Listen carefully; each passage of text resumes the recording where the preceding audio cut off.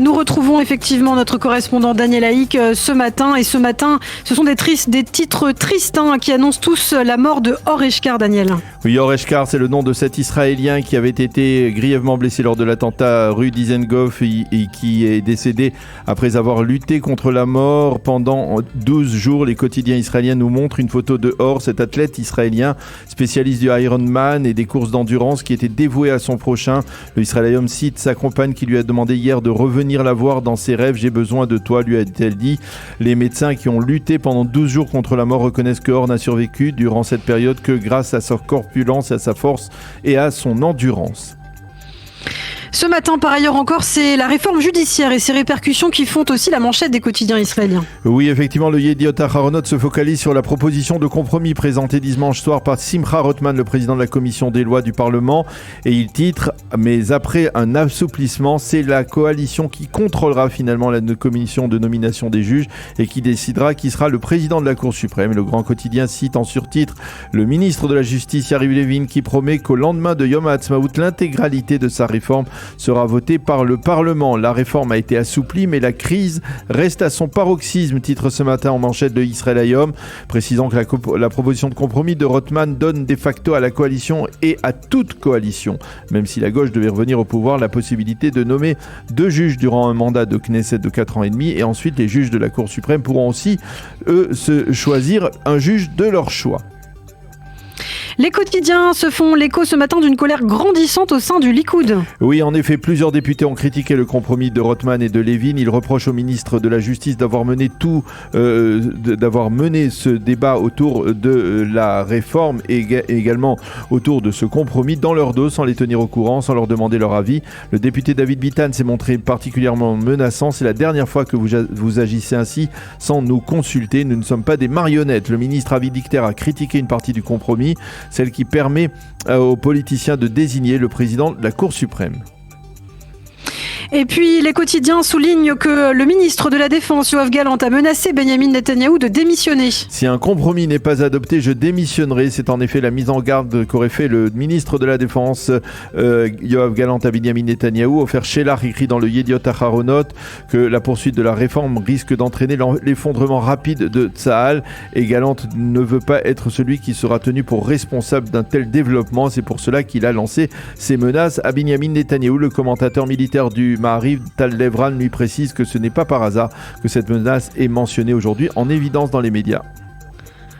Bien sûr, on s'intéresse, Daniel, à ce qu'écrivent les éditorialistes ce matin autour de la proposition de compromis de Rothman et de Levin. Pour Shirit Avital, dans le Israël Hayom, le rejet de la proposition de compromis par l'actuelle opposition confirme les appréhensions de Yariv Levin, selon lesquelles la protestation qui secoue le pays n'est pas mue par une sincère opposition à la réforme judiciaire, mais qu'elle n'a plutôt qu'un seul objectif, saper la légitimité de l'actuel gouvernement.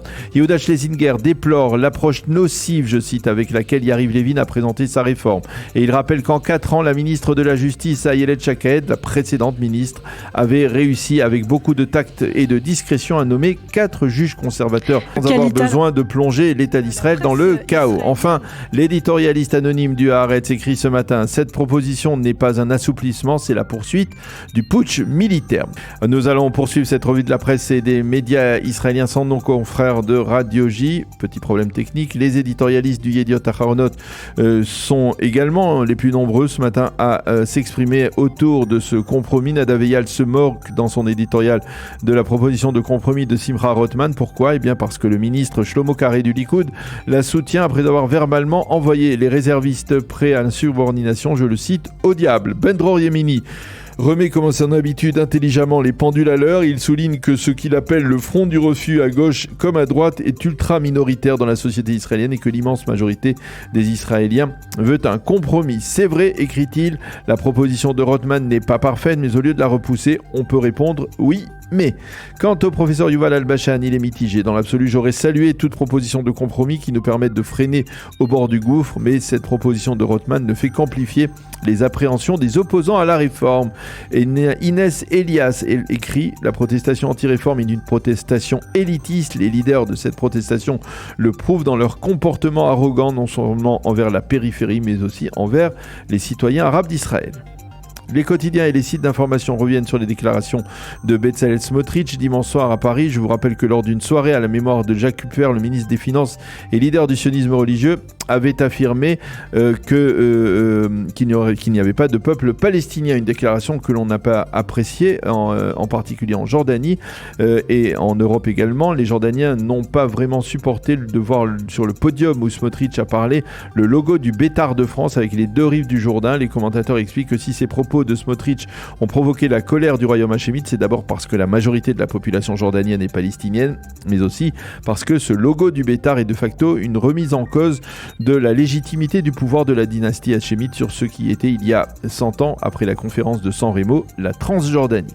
Et puis nous terminerons cette revue de la presse par un titre du Maariv qui fait état de tensions entre Israël et le gouvernement ukrainien. Tensions qui auraient été provoquées par des déclarations du vice-ministre des Affaires étrangères ukrainien qui a affirmé qu'Israël n'a pas encore tenu ses promesses de fournir des garanties bancaires à l'Ukraine et de soigner des blessés de guerre ukrainiens, alors que l'État hébreu avait promis de le faire. C'est Barak Ravid du site Walla qui a le premier publié cette information, relayée ensuite donc par le Maariv.